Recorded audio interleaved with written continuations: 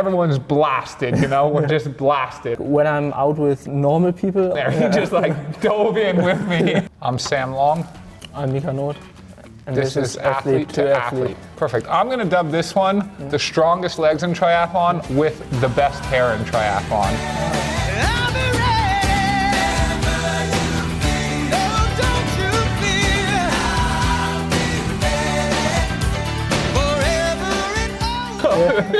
Sounds great. The first question is although you actually might have both of those titles, so I don't know what I am then, but we'll start with what's your favorite pizza topping? Pre-race, I'd say pizza and Nutella. Okay. To keep it simple, and like outside of racing, so like in the normal training, I'd go for like a vegetarian, so just vegetables and some good olive oil. What the heck is that? Who puts broccoli on pizza? That's it. I'm done. Congratulations, San Francisco. You've ruined pizza. First the Hawaiians, and now you. Okay. Yeah. So like pizza with Nutella? Yeah. Oh, really? Yeah. Like warm? Slightly warm so that the Nutella is like melting on it. Okay. Yeah, I like it. With cheese? No cheese. Oh, no cheese. So it's just dough. Yeah, that's what I was thinking. No.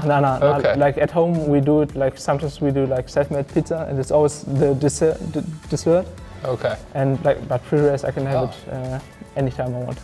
Yeah. Serious one. How have you evolved as a person and a racer being in the T100 series? T100, it's definitely challenging, right? I think it's certainly for me coming out farther back in the swim.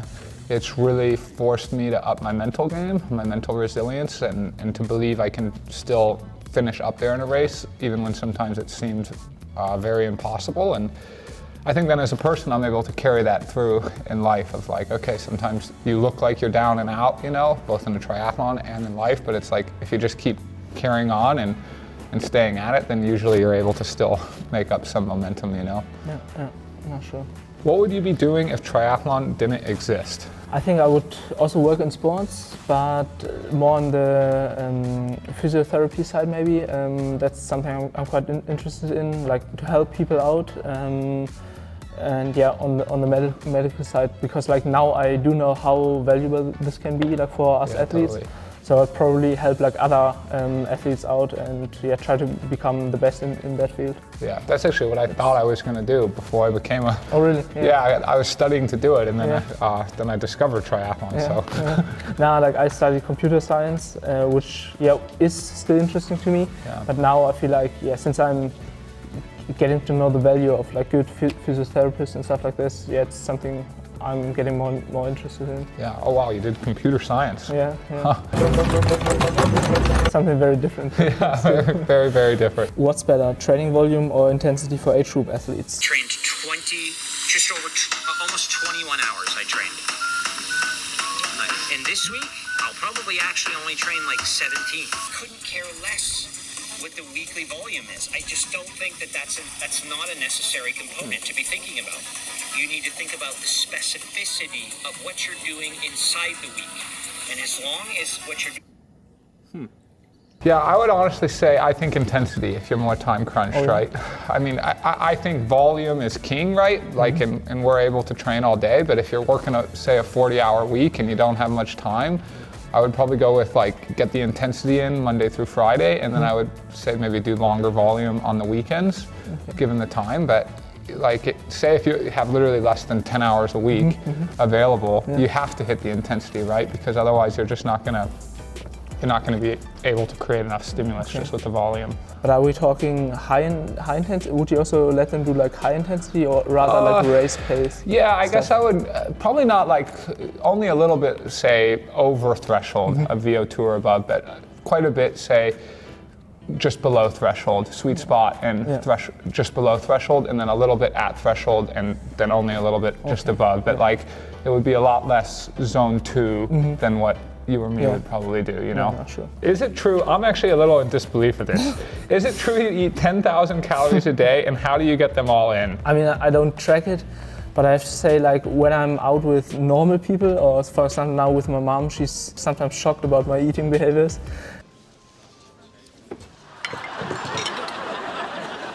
Dinner for 6 for 1. But I'm like, yeah, these are normal people. They don't train as much as I do and stuff like that. But now I stayed 5 weeks in Sierra Nevada before San Francisco. So I stayed with, for example, Fred or Martin, Yuri up there. Those guys also train super much, but still I somehow was eating like a lot more, and also they were making jokes of it. So yeah, I mean, the problem is it takes obviously just longer to eat. I think it won't be like 10,000 calories each day, but yeah, still it's quite a lot. But I have like this rule, I have to get in like a certain amount of greens per day, or like also per meal, and then what I have on top of it is just as much as I want, carbs as long as I get those vitamins and like greens in. Okay. So yeah, it is a lot, but I'm not sure if it's exactly 10,000 calories. Because I once calculated just that it was actually an easier day. I was at like 7,000 on an easier day. But sometimes I get, because normally I feel like I also eat more even than the other athletes, and sometimes I get self-conscious because we're like at dinner and I order 2 hamburgers. I would like to buy the burger. I would like to buy a hamburger. I would like to buy a hamburger. I would like to buy a hamburger. I would like to buy a hamburger. And another athlete orders 1 hamburger, and then I'm like, ooh, maybe I need to like, maybe I'm overeating or something, you know? No, it's all just fuel. What was the last movie you watched that made you cry? I don't know if I've ever cried at a movie. Bullshit. I mean, probably as a kid, maybe. Yeah, probably. Because I don't remember. Maybe it was like The Lion King. That's quite a sad movie, actually, especially if you're a kid. Dad, come on. You gotta get up. Dad, we gotta go home. But I am a sucker at weddings. I always cry at weddings. I like can't help it. Say if it's like my wife's friend's wedding, I don't even know the people, and I'm like crying as they get married, and I'm like, what's up with this? Well, I'm gonna just ask you kind of, it's not on here, but I just want to ask you kind of about your goals. Obviously, you're 24 years old. You've been very committed to the T100 so far. You're from Germany, right? So Germany's got a lot of long distance world champions. What would be your main goal, say, for this year, and then like let's even do a 5-year or 10-year goal? Grab more podiums in the T100 series, so I'm gonna focus like fully on T100. And yeah, just develop there. So like results-wise, it would be like getting more podiums there. Okay. If we're talking about the next 5 years, I for sure want to step up to the long distance as well, and yeah, become the best in the world there on whatever race this will be then. I'm very motivated by like process goals and like training goals, like improving my run volume and stuff like that. So it's more like that's what I'm like actively thinking about, and the other stuff's more like dreams in the background, I'd say. Okay. So. Yeah, more just like it sounds like you're really just focused on improvement really now. My last question, something I'd also like to know personally. How was our Singapore ice bath experience for you? Get all your quads. Right on the balls. Put my head to the balls. Yeah.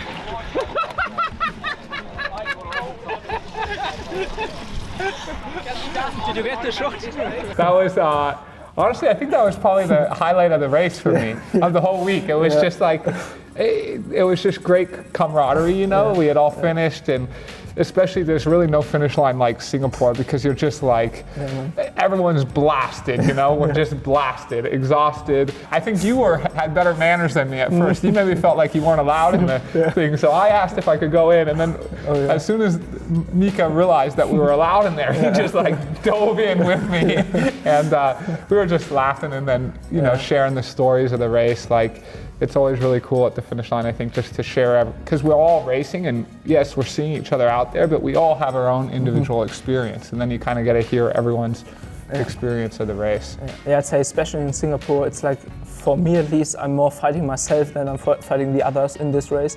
Like, yeah, exactly. For example, like other races, you really battle the others, you make like tactical decisions and stuff like that, but in Singapore with the conditions there, I was so much just focused on my own. Yeah, and then in the finish, you suddenly like wake up as if it would be like a dream, or like literally a fever dream. Yeah, and then see the others and get to connect with them. Yeah, that was a cool moment.